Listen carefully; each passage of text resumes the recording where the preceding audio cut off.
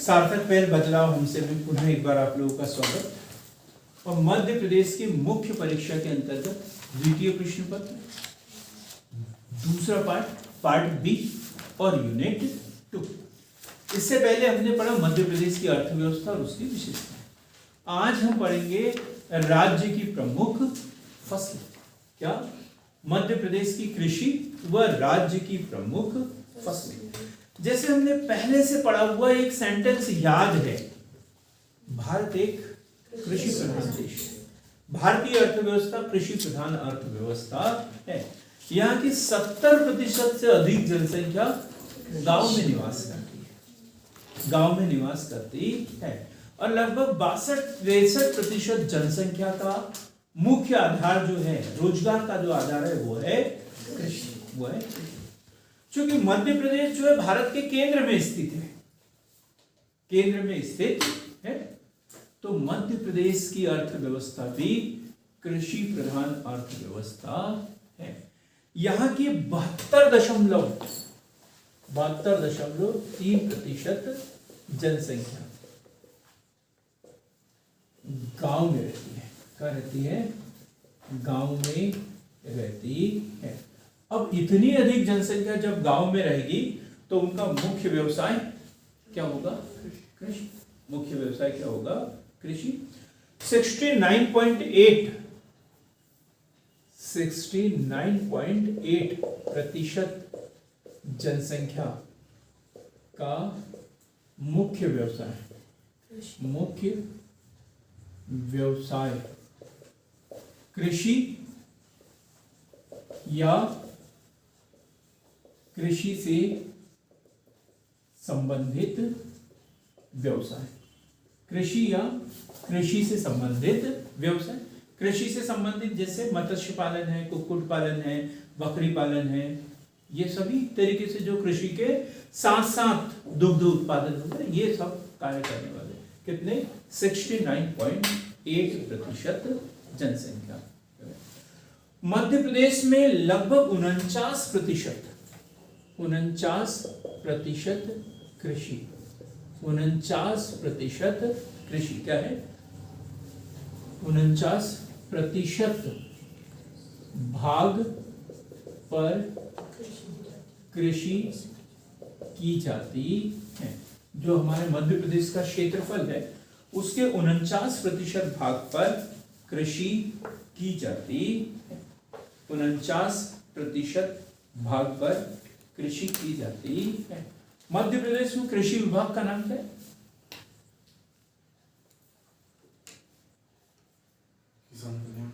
Good, पास हो गए आप तो। क्या है? किसान कल्याण तथा कृषि विभाग। राज्य में कृषि विभाग का नाम बदलकर राज्य में कृषि विभाग का नाम बदलकर क्या कर दिया है? किसान कल्याण एवं कृषि विभाग। किसान कल्याण एवं कृषि विभाग। किसान कल्याण एवं कृषि विभाग।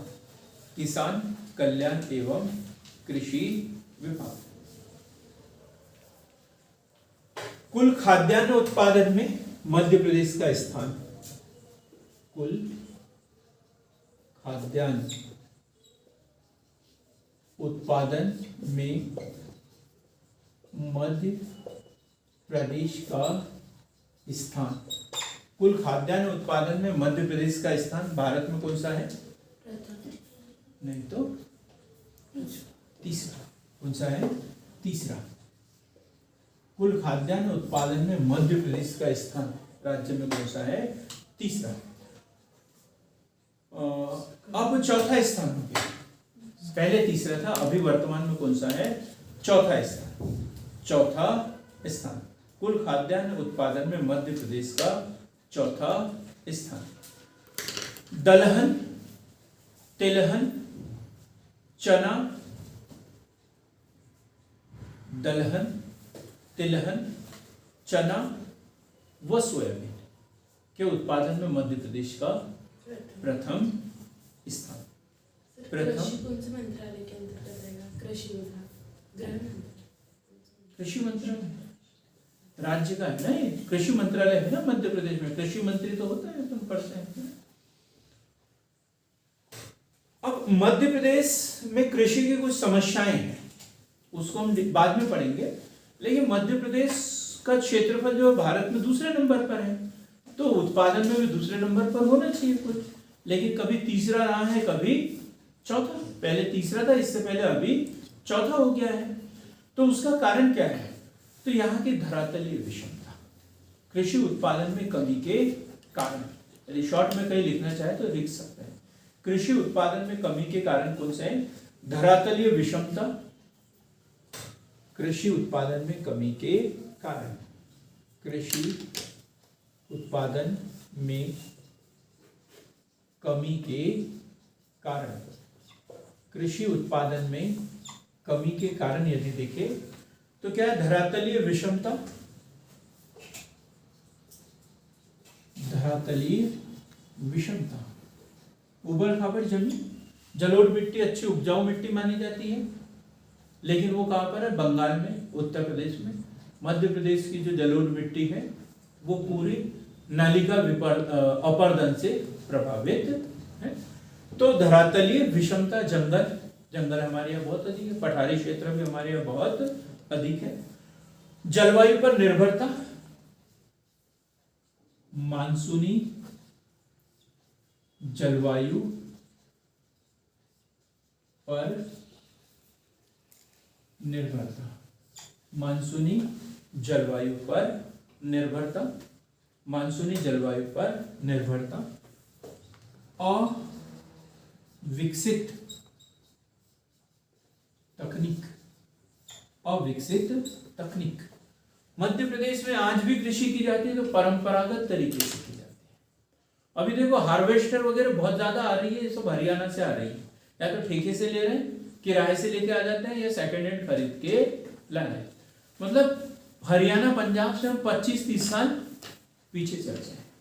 उन्होंने खरीदी, उसका इस्तेमाल कर लिया, वो चलन से बाहर हो गई, और वो चीजें अभी हमारे यहाँ शुरुआत हो रही है, उपयोग में नहीं आ रही। क्या हो रही है? शुरुआत हो रही है। कितना पीछे चल रहे हैं? तो क्या है? अविकसित तकनीक, अविकसित तकनीक। सिंचाई के साधनों की समस्या, सिंचाई के साधनों की समस्या। मेंस का क्वेश्चन है ये, शायद लिखना ही पड़े आप लोगों को। सिंचाई के साधनों की समस्या कि मध्य प्रदेश में जो है कुओं और नलकूप से ज्यादा सिंचाई की जाती है। बालाघाट वगैरह एकमात्र जिले हैं जहां पर तालाबों से सिंचाई की जाती है। होशंगाबाद वगैरह कुछ ऐसे जिले जहां नहरों से सिंचाई की जाती है। लेकिन अधिकांश मध्य प्रदेश में जो है कुओं और नलकूपों से सिंचाई की जाती है, और यहाँ पर जो है बिजली की समस्या और अन्य समस्याओं के कारण फसलों की सिंचाई करना संभव नहीं है। फसलों का सही दाम न मिल पाना, फसलों का सही दाम न मिल पाना। यदि कोई किसान है तो वो समझ सकता है किसानों का दर्द, जो किसान है। नहीं तो लोग बाग तो 25 रुपए किलो प्याज बिकता है तो भी रोने लग जाते हैं। 10 रुपए किलो जब प्याज रहते हैं तो घर में रोते हैं जब उसे काटते हैं, और जब 25 रुपए हो जाते हैं तो वहीं दुकान में ही रोने लग जाते हैं, बोलते इतना महंगा हो गया भाई, हम नहीं खरीदेंगे करके। मतलब लेकिन उस किसान के बारे में नहीं सोचते वो कितनी मेहनत करता होगा। 25 रुपए किलो बेचने के लिए वो 4 महीने तक जो अपना पैसा धन दौलत खेत में डाल के आता है, और जिसकी कोई गारंटी नहीं उगेगी या नहीं उगेगी, डबल होगी या नहीं होगी। इसके बावजूद जो जिसको 40,000 50,000 रुपए पेमेंट मिलता है, वो प्याज के 25 रुपए किलो होते बराबर रोने लग जाता है। वो भी कहाँ पर? दुकान में। और 10 रुपए किलो रहता है तो कहाँ रोता है? घर में। प्याज को काटते हैं क्योंकि तब आवश्यकता से अधिक उसका उपयोग शुरू कर देते हैं। तो फसलों का सही दाम न मिले, फसलों का सही दाम न मिलना। जैसे अभी किसी स्टूडेंट ने मेरे से पूछा था एमएसपी क्या है, तो ये एक तरीके की सुरक्षा दी जाती है किसानों को कि आप तो उत्पादन करो। जैसे धनिया का बाजार देखो आप, धनिया का बाजार, उसकी कोई एमएसपी नहीं, शीघ्र नष्ट होने वाला है। 10 रुपए में धनिया आएगा या नहीं आएगा, या कितना अधिक आएगा, इसकी कोई गारंटी नहीं दे सकते। यदि मार्केट में 4 बंडल आ जाए, 4 बंडल यदि इतना इतना आ जाए, तो उस दिन धनिया के भाव अचानक गिर जाएंगे। और यदि एक भी बंडल ना आए, तो जो पुराना 8 दिन पहले का जो घर में रखा हुआ था गाय को खिलाने के लिए, वो भी लेके आ जाएंगे बेचने के लिए, तो भी 10 रुपए का 50 ग्राम देंगे। इतना अंधा मार्केट इसमें होता है।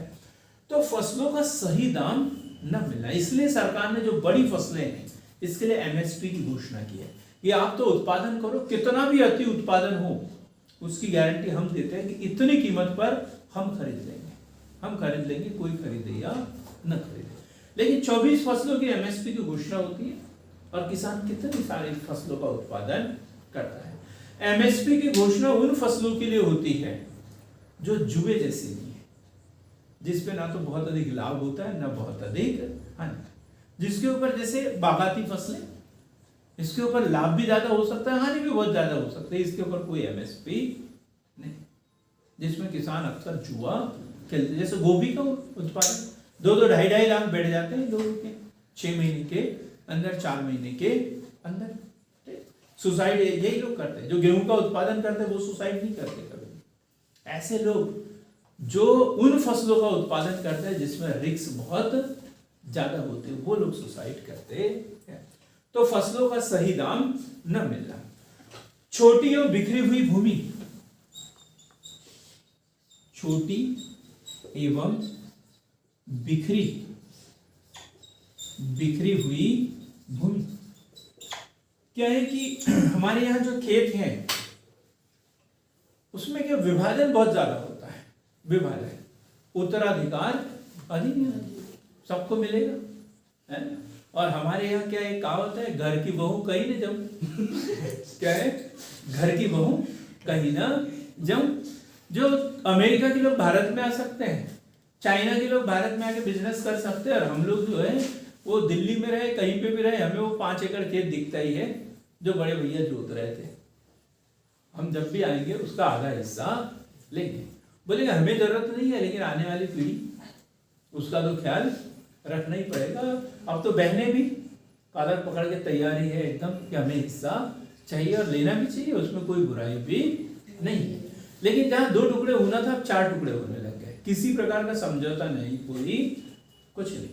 किसी के यहाँ यदि 4 एकड़ खेत है, 4 टुकड़े हैं अलग अलग, तो चारों भाइयों को बोला तुम एक एक एकड़ सब रख लो इधर उधर, नहीं ये भारी है और वो हल्का है, तो इसमें का भी चाहिए और उसमें का भी चाहिए।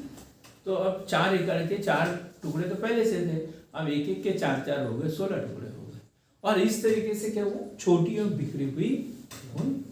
तो उसके कारण ना तो मशीनीकरण संभव है, न सिंचाई के साधन कर सकते हैं, न कुछ ना कुछ। कृषि के प्रति नई पीढ़ी में रुचि का अभाव, कृषि के प्रति नई पीढ़ी में रुचि का अभाव। जो नए लोग हैं जो बीए एमए कर लेते हैं, भले नकल करके पास हो जाए, लेकिन बोलते हैं मैंने तो पढ़ लिया है, अब कृषि करना मेरे बस की बात नहीं, अब वो कृषि करना नहीं चाहते। और जब पढ़े लिखे लोग कृषि नहीं करेंगे तो फिर कृषि में वो परंपरागत पद्धति का इस्तेमाल होते रहेगा। जब हर चीज में पढ़े लिखे लोगों की जरूरत है, जो भिखारी होते हैं भीख मांगते हैं, वो भी अपने पास में क्यूआर कोड रखते हैं और हम चाहते हैं कि कृषि जो है वो अनपढ़ लोग करें, तो संभव है क्या? देश का विकास संभव है? मध्य प्रदेश की कृषि में उत्थान संभव है? बिल्कुल भी नहीं। तो पढ़े लिखे लोगों द्वारा कृषि करना चाहिए, पढ़े लिखे लोगों द्वारा कृषि वैज्ञानिक होना चाहिए, मिट्टी की जांच करे, पानी की जांच करे, सब कुछ करे, उसके बाद में कृषि करे। ऐसा नहीं कि सब लोग यूरिया डाल रहे तो हमने भी डाल दिया, नहीं। तो कृषि के प्रति नई पीढ़ी में रुचि का अभाव। मृदा अपरदन, मृदा अपर्दन। हमारे यहाँ की जलवायु जो है मौसमी है, मानसूनी जलवायु है।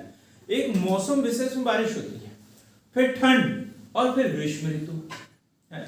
तो बारिश में बहुत अधिक बारिश, ठंड में कुछ नहीं, और ग्रीष्म ऋतु में बहुत अधिक गर्मी। तो सूर्य की किरणें जब सीधी पड़ती है हमारे यहाँ पर, तो मिट्टी जो है उसमें दरारें पड़ जाती है, टूट फूट जाती है। और जब बारिश लगती है और बहुत तेज गति से बारिश होती है, तो फिर वो अपर्दन होना शुरू हो जाता है। गर्मी में अपक्षय होता है और बारिश के दिनों में अपर्दन हो जाता है। तो मृदा अपर्दन भी हमारे यहाँ की एक बड़ी समस्या है। सरकारी योजनाओं का असफल क्रियान्वयन, सरकारी योजनाओं का हाँ बता रहा हूं, असफल क्रियान्वयन, असफल क्रियान्वयन। ये ऊपरी सतह है भूमि की, है ना। सूर्य की किरणें यहाँ पे पड़ रही है और ये क्या हो रही है, इसमें दरारें पड़ रही है, छोटे छोटे टुकड़ों में यहाँ पर टूट रही है। ठीक, क्या हो गया, यहीं पे जहां के वहीं टूट गई, जैसे पत्थर वगैरह टूट जाना, ये अपक्षय कहलाता है। अपनी जगह पर ही टूट जाना अपक्षय। और जब बहुत तेज बारिश होगी तब ये बह के, ये यहां से बह के कहां चल जाएगी, ये इधर चल जाएगी, तो ये क्या कहलाता है, अपर्दन। अपनी जगह पर टूटना, चट्टानों का टूटना फूटना, छोटे छोटे टुकड़ों में विखंडित होना अपक्षय कहलाता है। और ये कैसे होता है, पाला सूर्य तप, इसके कारण। और अपर्दन कैसे होता है, हवा के माध्यम से या पानी के माध्यम से, हवा या पानी, या तो उड़कर कहीं जाएगी या फिर बहकर कहीं चल जाएगी, तो वो क्या कहलाता है, अपर्दन। सरकारी योजनाओं का असफल क्रियान्वयन, कि मध्य प्रदेश सरकार ने ढेर सारी योजनाएं जो है किसानों के लिए लागू की गई है, कृषि के उत्थान के लिए लागू की गई है, लेकिन उनका सही तरीके से क्रियान्वयन नहीं हो रहा है। जैसे अभी सीएम किसान है ना, सीएम किसान, या अन्य जैसे स्वधार योजना वगैरह पढ़ी हमने, या और कौन सी योजना कृषि से संबंधित, खेत तालाब योजना, बलराम ताल योजना, ये ढेर सारे लोग जो है वो पैसे तो ले लेते हैं, सरकारी योजनाओं का लाभ ले लेते हैं, लेकिन काम नहीं होता। यदि हम 1950 से अभी तक देख ले तो एक एक किसान के खेत में 4-4 बार कुएं के पैसे मिल गए हैं, लेकिन कुआं एक भी नहीं है, कुआं एक भी नहीं है, तो सब गया काम। जबकि क्या पहले एक बार कुआं खोदने के लिए पैसा मिलना चाहिए और बाकी समय उसको रिपेयर करने के लिए, और बार बार उसका मूल्यांकन होते रहना चाहिए। बलराम ताल योजना, उसके लिए मिलता है, तालाब बना, सब कुछ बना, लेकिन सब खत्म भी हो गया, उड़ के कहीं चला गया, खेत में तालाब है ही नहीं। ऐसी स्थिति हमें देखने को मिलती है। निक्षेपण मतलब, निक्षेपण यानी जमा होना, निक्षेपण यानी यहाँ से अपर्दन हुआ और वहां पर निक्षेपण हुआ। जो नदी नाले होते हैं, जो झीलें वगैरह होती है, वहीं उसका निक्षेपण हो जाता है। कृषि में निवेश का अभाव,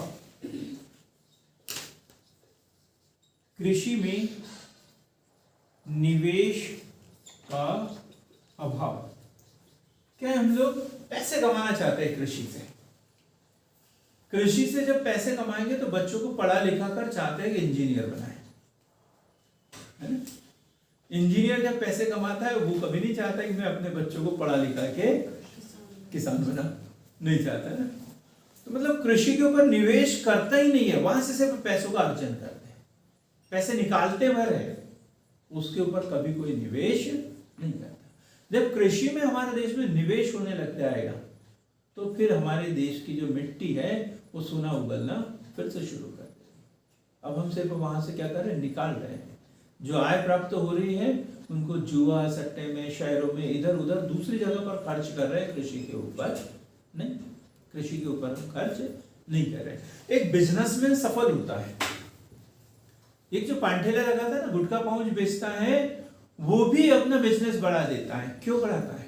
यदि वो भी जितनी बिक्री हो वो पैसा खर्च करने लग जाए तो कभी पांठेला उसका बढ़ेगा क्या? नहीं, वो बढ़ाता है क्योंकि पैसा कमा के उसी में खर्च करता है, उसी में खर्च करता है, तो बिजनेस उसका बढ़ते जाता है। लेकिन कृषक ऐसा नहीं करता, हमारे यहाँ कृषि में ऐसा नहीं होता। उससे सिर्फ आय प्राप्त की जाती है और उसको कहीं अन्य जगह पर व्यय किया जाता है। तो क्या है, कृषि में निवेश का अभाव, प्राकृतिक संसाधनों के सही उपयोग का अभाव,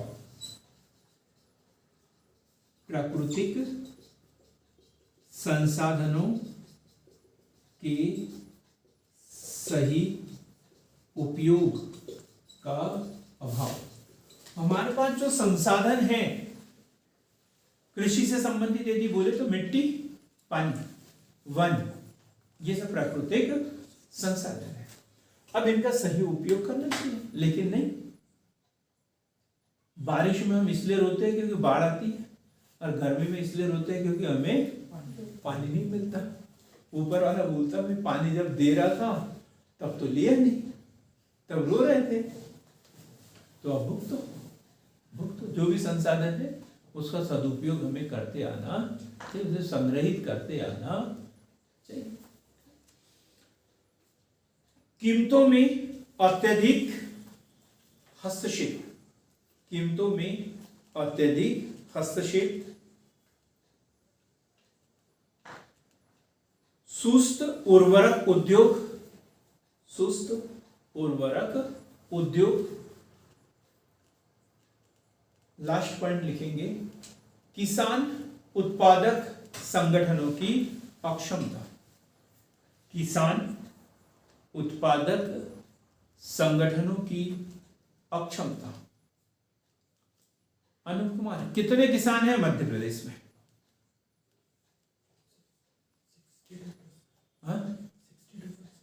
62%।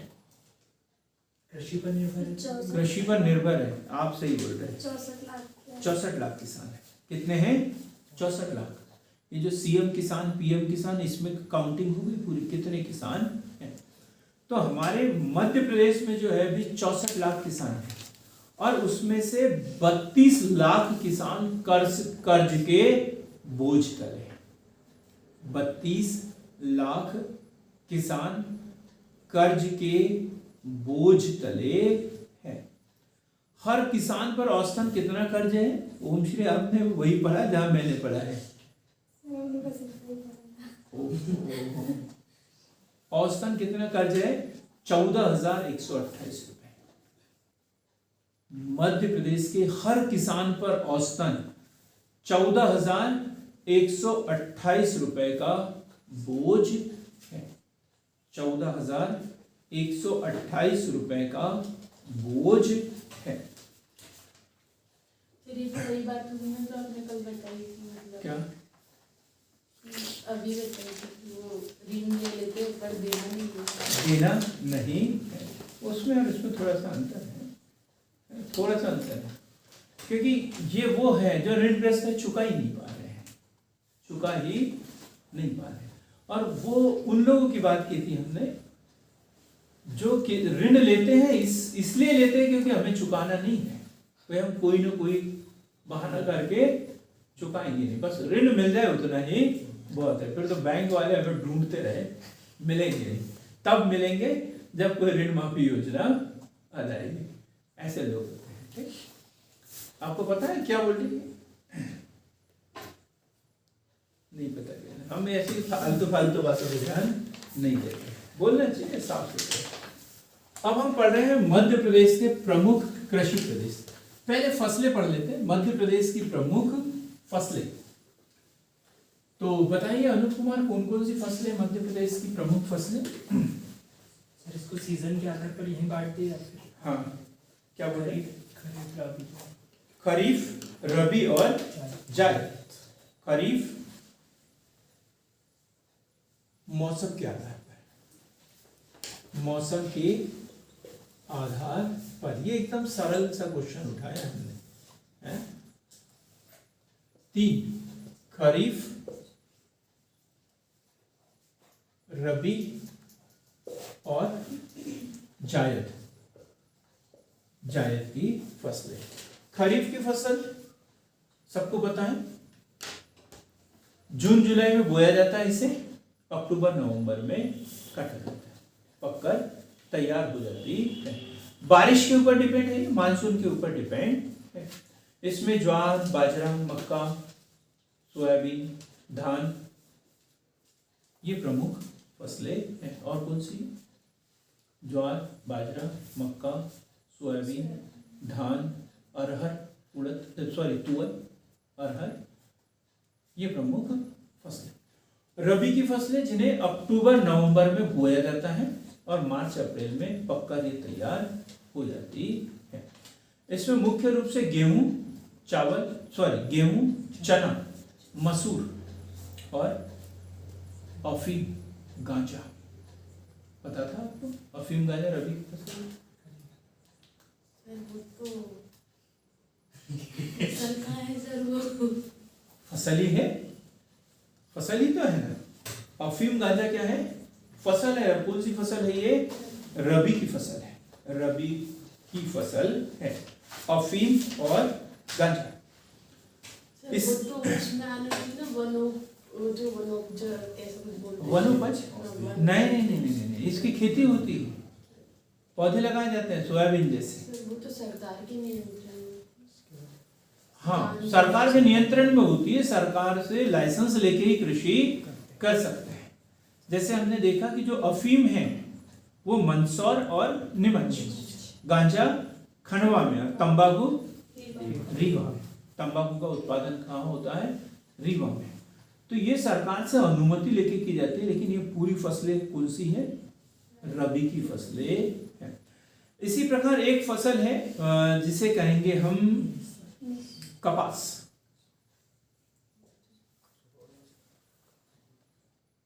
रबी या खरीफ? कपास। कपास जो है खरीफ की फसल है। कपास काय की फसल है? खरीफ की फसल है, याद रखना है ना। ऐसे क्वेश्चन थोड़े टफ टाइप के पूछ लेते हैं, सोयाबीन नहीं पूछा जाएगा कभी, ठीक। इसी प्रकार तुअर या अरहर, इसमें कंफ्यूज हो जाते हैं क्योंकि ये 6 से 7 महीने की फसल होती है। बोते तो जून जुलाई में ही है, काटते इसको जनवरी फरवरी में।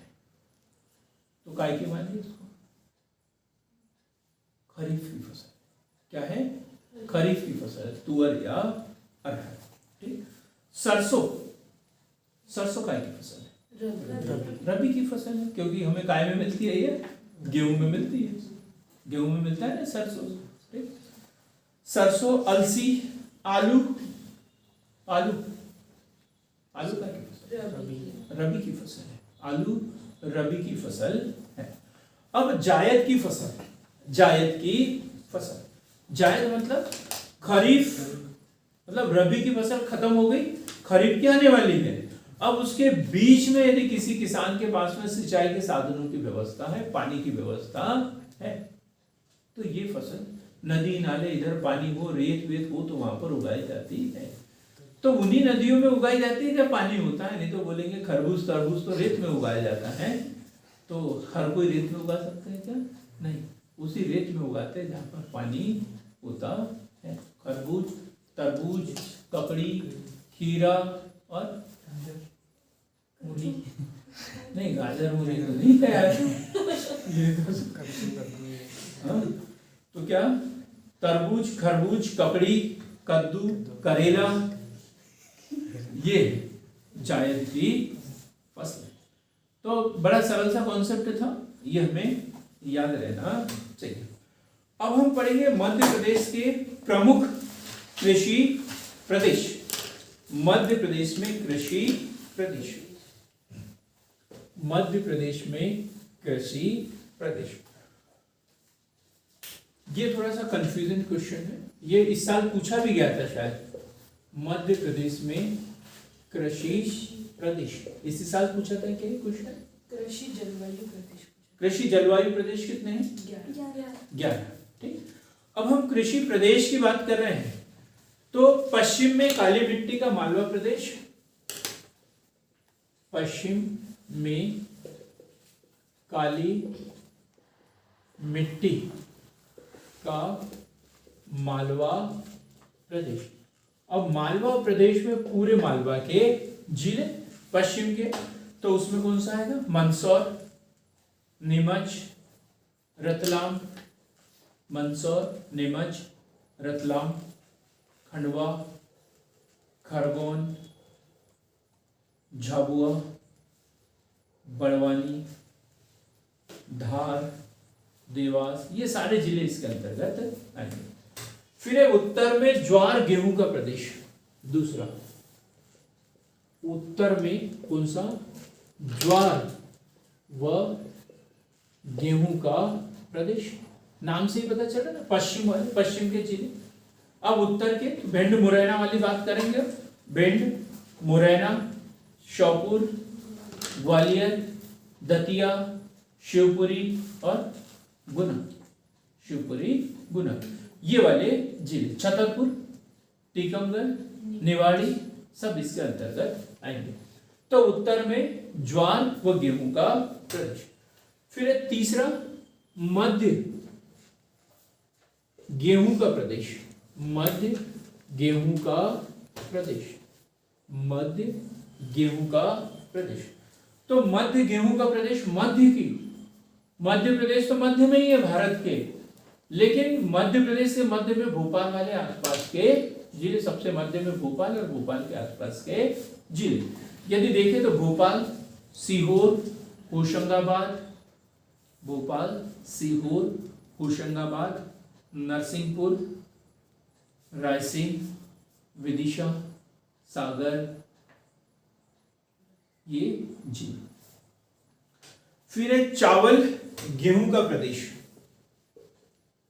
चावल गेहूं का प्रदेश, पूर्व में भी बोल सकते थे इसे, चावल गेहूं का प्रदेश, चावल गेहूं का प्रदेश कौन सा है, चावल वाला क्षेत्र मध्य प्रदेश में, पूर्वी मध्य प्रदेश। हाँ, क्या क्या आएंगे इसमें, हाँ, पन्ना, सतना, कटनी, पन्ना, रीवा, पन्ना, सतना, उसकी बात कर रहे हैं, ठीक है।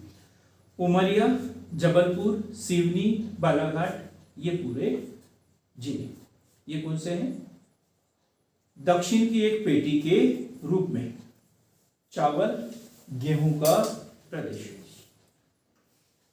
और लास्ट में जो सिर्फ चावल के लिए प्रसिद्ध है, ऊपर वाले में से बालाघाट हटाइए तो, क्योंकि वहां पे हमने वो जिले लिखे हैं जो गेहूं और चावल के लिए थे, ठीक। कौन कौन से, पन्ना, सतना, कटनी, उमरिया, जबलपुर, सिवनी, ये जिले। अब हम पढ़ेंगे संपूर्ण पूर्वी मध्य प्रदेश चावल का प्रदेश, चावल का प्रदेश कौन सा है, संपूर्ण पूर्वी मध्य प्रदेश, संपूर्ण पूर्वी मध्य प्रदेश, संपूर्ण पूर्वी मध्य प्रदेश। और ये है सिंगरौली, रीवा, सीधी, शहडोल, क्या क्या, सिंगरौली, रीवा, सीधी, शहडोल, अनूपपुर, डिंडोरी, मंडला और बालाघाट। मुख्य जिला कौन सा, बालाघाट, ये जिले। तो ये कृषि विभाग द्वारा मध्य प्रदेश को 5 कृषि प्रदेशों में बांटा है। याद रखना है, किसने बांटा है ये, कृषि विभाग के द्वारा, कृषि विभाग के द्वारा। तो कृषि विभाग द्वारा मध्य प्रदेश को कितने, 5 कृषि प्रदेशों में बांटा गया है। अब दूसरा पढ़ेंगे हम, दूसरा पार्ट इसका, और वो है सर ये हरदा, बैतूल और ये आएगी नहीं, हरदा लिखा है हमने, हरदा गेहूं वाले इसमें लिखा होगा। हाँ, तो होशंगाबाद जो है हरदा का ही पार्ट, और होशंगाबाद में ही हरदा आता है। बैतूल वगैरह ऐसे जिले हैं जो किसी स्पेशल फसल के लिए किसी जोन में शामिल नहीं, यहाँ सभी प्रकार की फसलें उगाई जाती हैं। हमने उन जिलों की बात की जो किसी एक विशेष फसल के लिए ही प्रसिद्ध है। अब बैतूल में गेहूं का उत्पादन होता है, कैसे बोल सकते हैं, नहीं बोल सकते ना, क्योंकि बैतूल बाजार के आसपास होता है। उधर भीमपुर तरफ चल जाओ, शाहपुर तरफ चल जाओ, घोड़ा डूंगरी के जंगल में चल जाओ, आमला के उस साइड चल जाओ, तो ये गेहूं होता है क्या यहाँ पर? नहीं होता। गन्ने की फसल का नहीं बोल सकते क्योंकि आमला और बैतूल के आसपास गन्ने की फसल होती है, बाकी कहीं गन्ने की फसल होती ही नहीं है। धान की फसल पूरे बैतूल जिले में कहीं होती है? बिल्कुल भी। तो ऐसे कोई फसल का स्पेशलाइजेशन हमारे यहाँ नहीं है, इसलिए हमने इसे कहीं शामिल नहीं किया। ऐसे कई जिले छूटे हैं जो किसी भी फसल के लिए स्पेशल नहीं। अब हम पढ़ेंगे फसलों के आधार पर मध्य प्रदेश। फसलों के आधार पर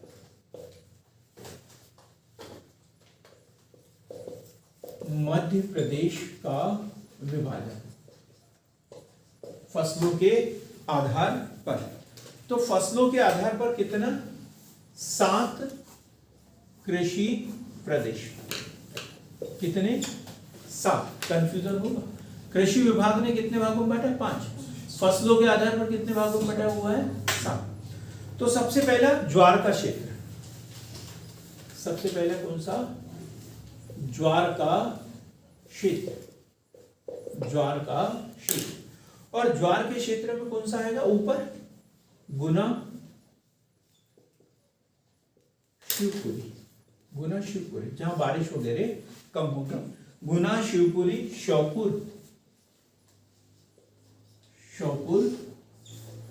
और पश्चिमी मुरैना। मोर बहुत ज्यादा पाए जाते हैं इसलिए उसे क्या बोलते हैं? मुरैना। ज्वार का क्षेत्र गुना, शिवपुरी, श्योपुर, पश्चिमी मुरैना। 3 नंबर का क्वेश्चन आता है मध्य प्रदेश में ज्वार का क्षेत्र। मध्य प्रदेश में ज्वार का क्षेत्र, और हम बैतूल भी लिख के आ जाते हैं, लेकिन ये इतिहास बन चुका है। अभी मध्य प्रदेश में ज्वार की खेती नहीं होती। आपके इधर होती है क्या? नहीं होती ना, फिर भी लिखे आते हैं लोग बाग। फिर है गेहूं व ज्वार का क्षेत्र। दूसरा, गेहूं व ज्वार का क्षेत्र। गेहूं व ज्वार का क्षेत्र। गेहूं व ज्वार का क्षेत्र।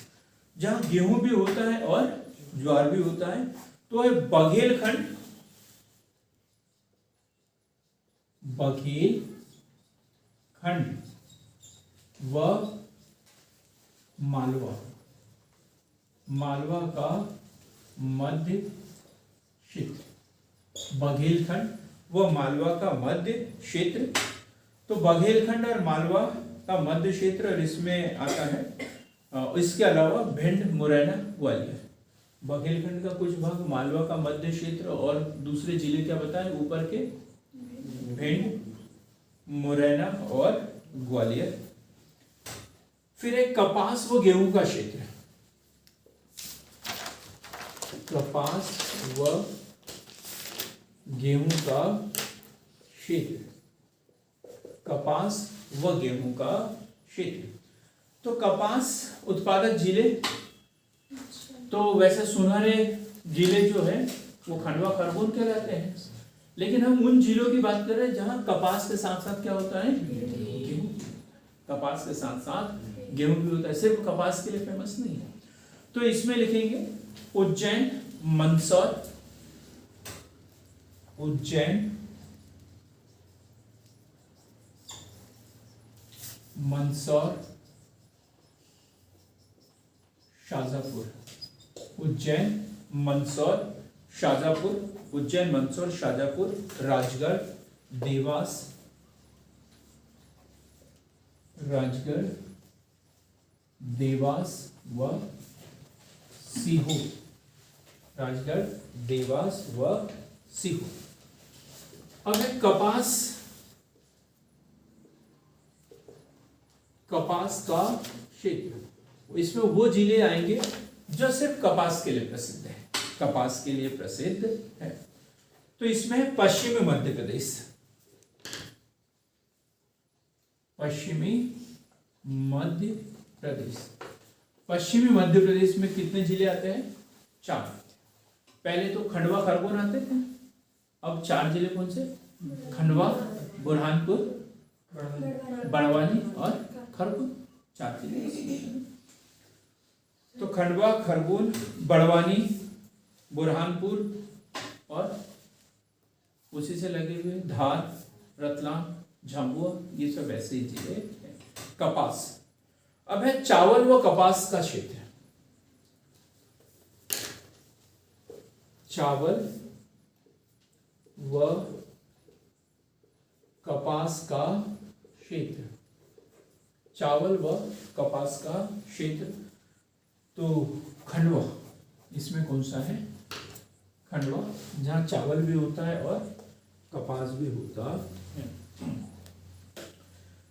कपास, चावल, कपास, ज्वार का क्षेत्र। कपास, चावल व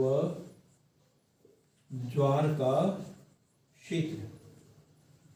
कपास, चावल व ज्वार का क्षेत्र। इसमें है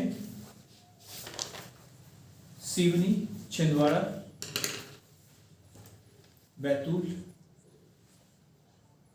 आज तो होता ही नहीं कपास कहीं पर बैतूल में, पुराना रिकॉर्ड है उसके आधार पर इसे शामिल कर दिया। कहीं होता है कपास बैतूल में? हमने तो नहीं देखा। ये होता है बैतूल जैसे होता है, अभी भी होता है। महाराष्ट्र के साइड में जो है होता होगा, बिल्कुल सही बोल रहे हैं, ताप्ती वाले एरिया में होता है। हाँ, ठीक। तो क्या? छिंदवाड़ा, सिवनी, बैतूल। छिंदवाड़ा, सिवनी, बैतूल। चावल का क्षेत्र सबसे लास्ट में, सातवां, चावल का क्षेत्र। चावल का क्षेत्र, तो चावल के क्षेत्र में बघेलखंड आएगा, पूरा बघेलखंड। बघेलखंड, और बघेलखंड के जिले कौन कौन से होंगे? शहडोल, मंडला, बालाघाट। ये आता है क्या? नहीं आता। रीवा, रीवा वाला क्षेत्र है ना। लेकिन बघेलखंड व करके लिखेंगे, बालाघाट हो गया है, जहां चावल का उत्पादन होता है। बघेलखंड व बालाघाट, मंडला, सिवनी, सीधी, ये चावल उत्पादक जिले हैं।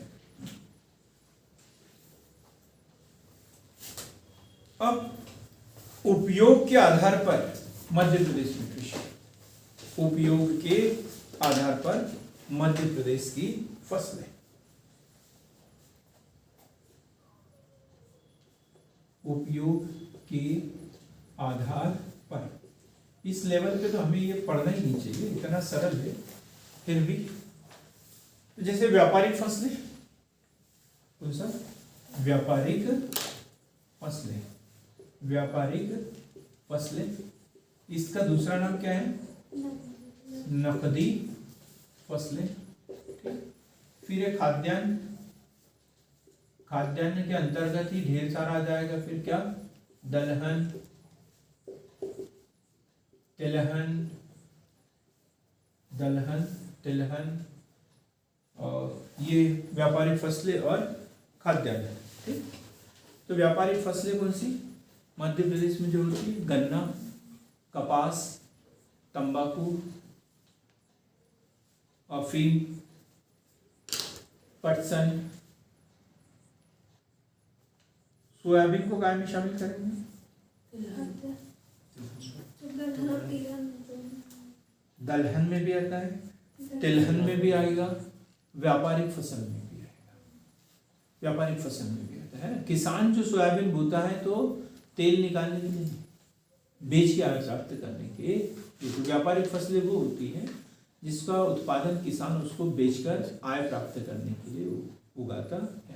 और खाद्यान्न वगैरह, खाद्यान्न वो फसलें होती हैं जिसे किसान अपनी आवश्यकताओं की पूर्ति करने के लिए उत्पादन करता है। गेहूं का उत्पादन करते हैं तो जब जो बड़े स्तर पर करते हैं तो व्यापारिक पैमाने पर कर रहे हैं, और जो अपने लिए करते हैं वो खाद्यान्न के अंतर्गत ही। तो इस तरीके से हमने क्या क्या पढ़ा अभी? मध्य प्रदेश की कृषि, मध्य प्रदेश में कृषि का महत्व, कृषि की समस्याएं और कृषि फसलों का वर्गीकरण। कृषि विभाग ने कितने प्रकार से किया है? कृषि प्रदेश में कितने प्रकार से हुआ है और उपयोग के आधार पर फसलों का वर्गीकरण कितने प्रकार से हुआ है। अगला जो वीडियो होगा वो सिर्फ वार्तालाप से संबंधित होगा और उसमें ढेर सारे जो मध्य प्रदेश से संबंधित वनडे एग्जाम में जो क्वेश्चन पूछे जाने वाले हैं उससे संबंधित हम चर्चा करेंगे। तो बड़ा महत्वपूर्ण है, इसको देखना ना भूले और हमारे चैनल को लाइक कीजिए, शेयर कीजिए और सब्सक्राइब कीजिए। बहुत बहुत धन्यवाद।